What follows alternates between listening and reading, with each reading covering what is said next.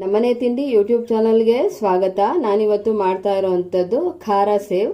ತುಂಬಾ ಸುಲಭವಾಗಿ ಮಾಡಬಹುದಾದಂಥ ಈ ಖಾರ ಸೇವ್ ಮಾಡೋದು ಹೇಗೆ, ಹಾಗೆ ಮಾಡಲಿಕ್ಕೆ ಏನೇನು ಪದಾರ್ಥಗಳು ಬೇಕು ಅಂತ ಒಮ್ಮೆ ನೋಡ್ಕೊಳ್ಳೋಣ ಬನ್ನಿ.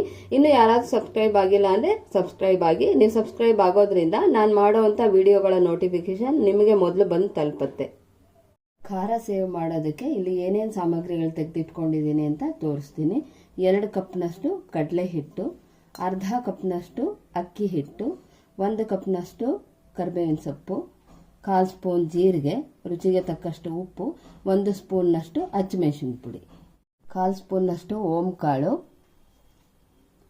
ಇಲ್ಲಿ ಸ್ವಲ್ಪ ಅರಿಶಿನ ಹಾಗೆ ಇಂಗನ್ನು ತಗೊಂಡಿದ್ದೀನಿ, ಕರಿಯೋದಕ್ಕೆ ಎಣ್ಣೆ ಹಾಗೆ ಹಿಟ್ಟು ಕಲಸೋದಕ್ಕೆ ನೀರು, ಚಕ್ಲಿ ಒರಳು ಹಾಗೆ ಈ ಸಣ್ಣ ತೂತುಗಳಿರೋ ಅಂಥದ್ದು ಪ್ಲೇಟ್. ಹಿಟ್ಟು ಕಲಿಸ್ಕೊಳ್ಳೋಕ್ಕೆ ಇಲ್ಲೊಂದು ಬಟ್ಲು ಇಟ್ಕೊಂಡಿದ್ದೀನಿ, ಇದಕ್ಕೆ ಕಡಲೆ ಹಿಟ್ಟನ್ನು ಹಾಕ್ಕೊಳ್ತಿದ್ದೀನಿ. ಹಾಗೆ ಅಕ್ಕಿ ಹಿಟ್ಟು ಹಾಕ್ಕೊಳ್ಳೋದ್ರಿಂದ ಸೇವು ಗರಿ ಗರಿಯಾಗಿ ಬರುತ್ತೆ. ಓಂಕಾಳು, ಇದ್ರ ಮೇಲೆ ಒಂದು ಲೇಯರ್ ಹೊಟ್ಟಿರುತ್ತೆ, ಅದೆಲ್ಲ ಸ್ವಲ್ಪ ಹೋದರೆ ಘಮ್ ಅಂತ ಪರಿಮಳ ಬರುತ್ತೆ. ಹಾಗಾಗಿ ಇಲ್ಲಿ ಹೆಬ್ಬೆರಳಿನಿಂದ ಈ ರೀತಿ ಉಜ್ಜಿಬಿಟ್ಟು ಹಾಕ್ಕೊಳ್ತಿದ್ದೀನಿ. ನಿಮಗೆ ಉಜ್ಜಬೇಕಾದ್ರೇ ಘಮ್ ಅಂತ ಪರಿಮಳ ಬರುತ್ತೆ. ಇದು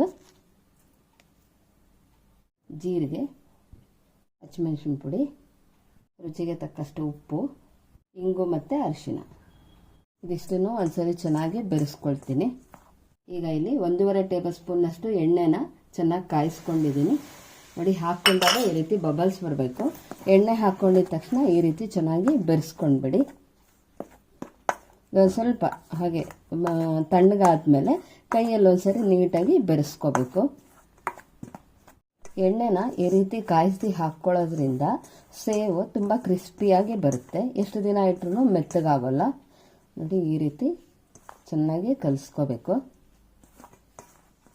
ಈಗ ಸ್ವಲ್ಪನೇ ನೀರನ್ನು ಹಾಕ್ಕೊಂಡು ಚಪಾತಿ ಹಿಟ್ಟಿನ ಸ್ವಲ್ಪ ತೆಳ್ಳಗೆ ಕಲಿಸ್ಕೋಬೇಕು.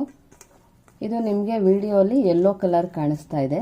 ಹಸಿಮೆಣಸಿನ ಪುಡಿ ಹಾಕ್ಕೊಂಡಿರೋದ್ರಿಂದ ಸ್ವಲ್ಪ ಕೆಂಪಗಿದೆ ಇದು. ಈಗ ನೋಡಿ, ಹಿಟ್ಟು ಕಲಿಸ್ಕೊಂಡಿದ್ದಾಗಿದೆ. ಇಷ್ಟು ಸಾಫ್ಟಾಗಿರಬೇಕು. ಈ ರೀತಿ ಕೈಗೆ ಇದು ಅಂಟ್ಕೊಳ್ತಿರುತ್ತೆ.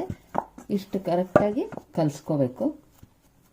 ಈಗ ಚಕ್ಲಿ ಒರಳಿಗೆ ಸ್ವಲ್ಪ ಎಣ್ಣೆ ಹಚ್ಕೊಳ್ಳೋಣ. ಕೈಗೆ ಸ್ವಲ್ಪ ಎಣ್ಣೆ ಹಚ್ಕೊಂಡಿದ್ದೀನಿ. ಚೆನ್ನಾಗಿ ಒಳಭಾಗಕ್ಕೆ ಎಲ್ಲಾನು ಹಚ್ಕೊಳ್ಳೋಣ.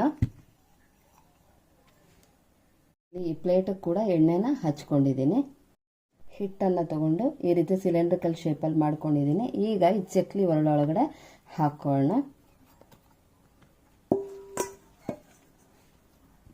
ನೋಡಿ, ಈ ರೀತಿ ತುಂಬ ತುಂಬಿಸ್ಕೊಂಡಿದ್ದೀನಿ. ಈಗ ಇದನ್ನು ಮುಚ್ಚಿಬಿಡೋಣ.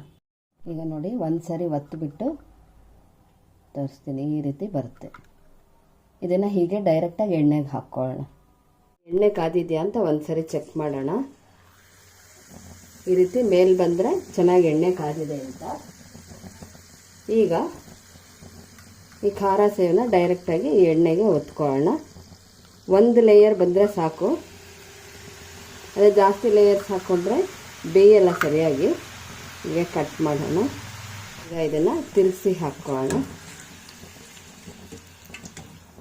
ನೋಡಿ, ಎಷ್ಟು ಚೆನ್ನಾಗಿದೆ. ತುಂಬ ಹೊತ್ತು ಬೇಯಿಸೋ ಅವಶ್ಯಕತೆ ಏನಿಲ್ಲ ಇದು. ಈಗ ನೋಡಿ, ನೊರೆ ಪೂರ್ತಿಯಾಗಿ ನಿಂತೋಗಿದೆ. ಇದನ್ನು ತೆಗಿತಿದ್ದೀನಿ. ನೋಡಿದ್ರಲ್ಲ ಎಷ್ಟು ಚೆನ್ನಾಗಿ ಬಂದಿದೆ ಅಂಥೇಳಿ. ಈಗ ಇನ್ನೊಂದು ರೌಂಡ್ ಒತ್ಕೊಳ್ಳೋಣ. ಸೆಕೆಂಡ್ ಟೈಮ್ ಹಾಕ್ಕೊಳ್ತಿದ್ದೀನಿ. ಒಂದೇ ಒಂದು ಲೇಯರ್ ಒತ್ಕೊಳ್ಳಿ. 2 3 ಲೇಯರ್ ಒತ್ಕೊಂಡ್ರೆ ಸರಿಯಾಗಿ ಬೇಯೋಲ್ಲ. ಇಷ್ಟಾದರೆ ಸಾಕು. ಕಟ್ ಮಾಡಿಬಿಡೋಣ. ಉರಿ ಕಡಿಮೆನೇ ಇಟ್ಕೊಂಡು ಮಾಡ್ಕೋಬೇಕು. ಇದು ಬೇಗ ಸೀದು ಹೋಗಿಬಿಡುತ್ತೆ. ಹಿಟ್ಟು ಎಣ್ಣೆಗೆ ಒತ್ಕೊಂಡಾದ್ಮೇಲೆ 1 ನಿಮಿಷ ಬಿಟ್ಬಿಡಿ. ಈ ರೀತಿ ನೊರೆ ಕಡಿಮೆ ಆದಮೇಲೆ ಇದನ್ನು ತಿರುಗಿಸಿ ಹಾಕ್ಕೊಳ್ಳಿ. ಕೊನೆಯಲ್ಲಿ ಕರಿಬೇವಿನ ಸೊಪ್ಪನ್ನು ಎಣ್ಣೆಲಿ ಹಾಕಿ ಕರ್ಕೊಳ್ಳೋಣ. ಸ್ವಲ್ಪ ನಿಧಾನಕ್ಕೆ ಮಾಡ್ಕೊಳ್ಳಿ.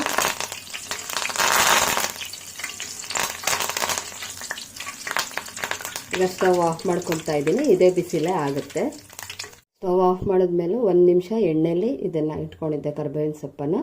ಇನ್ನೂ ಜಾಸ್ತಿ ಆದರೆ ಕಪ್ಪಗಾಗ್ಬಿಡುತ್ತೆ. ಈಗ ಕ್ರಿಸ್ಪಿಯಾಗಿದೆ. ತೆಗೆದುಬಿಡೋಣ. ನೋಡಿ, 125 ಗ್ರಾಮ್ನಷ್ಟು ಕಡಲೆ ಹಿಟ್ಟಲ್ಲಿ ಎಷ್ಟು ಖಾರ ಸೇವ್ ರೆಡಿಯಾಗಿದೆ ಅಂಥೇಳಿ. ಎಷ್ಟು ಚೆನ್ನಾಗಾಗಿದೆ. ಈಗ ಎಷ್ಟು ಕ್ರಿಸ್ಪಿಯಾಗಿದೆ ಅಂತ ಒಂದ್ಸರಿ ತೋರಿಸ್ತೀನಿ. ನೋಡಿ, ಸುಮ್ಮನೆ ಮುಟ್ಟಿದ್ರೆ ಸಾಕು, ಹೀಗೆ ಮುರಿದು ಹೋಗುತ್ತೆ. ಇದೇ ರೀತಿ ಉಳಿದಿರೋದೆಲ್ಲ ಮಾಡ್ಕೊಳ್ತೀನಿ. ಈಗ ನೋಡಿ, ಕ್ರಿಸ್ಪಿಯಾಗಿರೋ ಈವ್ನಿಂಗ್ ಸ್ನ್ಯಾಕ್ಸ್ ಖಾರ ಸೇವ್ ರೆಡಿಯಾಗಿದೆ. ಹೊರಗಡೆಯಿಂದ ತರಬೇಕಾದ ಅವಶ್ಯಕತೆನೇ ಇಲ್ಲ. ಈ ರೀತಿ 10 ರಿಂದ 15 ನಿಮಿಷದ ಒಳಗಡೆ ಮನೆಯಲ್ಲಿ ತಯಾರು ಮಾಡ್ಕೋಬೋದು. ನೀವು ಕೂಡ ಒಮ್ಮೆ ಟ್ರೈ ಮಾಡಿ ನೋಡಿ. ಈ ವಿಡಿಯೋ ನಿಮ್ಗೆ ಇಷ್ಟವಾದಲ್ಲಿ ಈ ರೆಸಿಪಿ ವಿಡಿಯೋನ ಬೇರೆಯವ್ರಿಗೆ ಕೂಡ ಶೇರ್ ಮಾಡಿ. ಈ ವಿಡಿಯೋ ನೋಡಿದ್ದಕ್ಕಾಗಿ ಧನ್ಯವಾದಗಳು.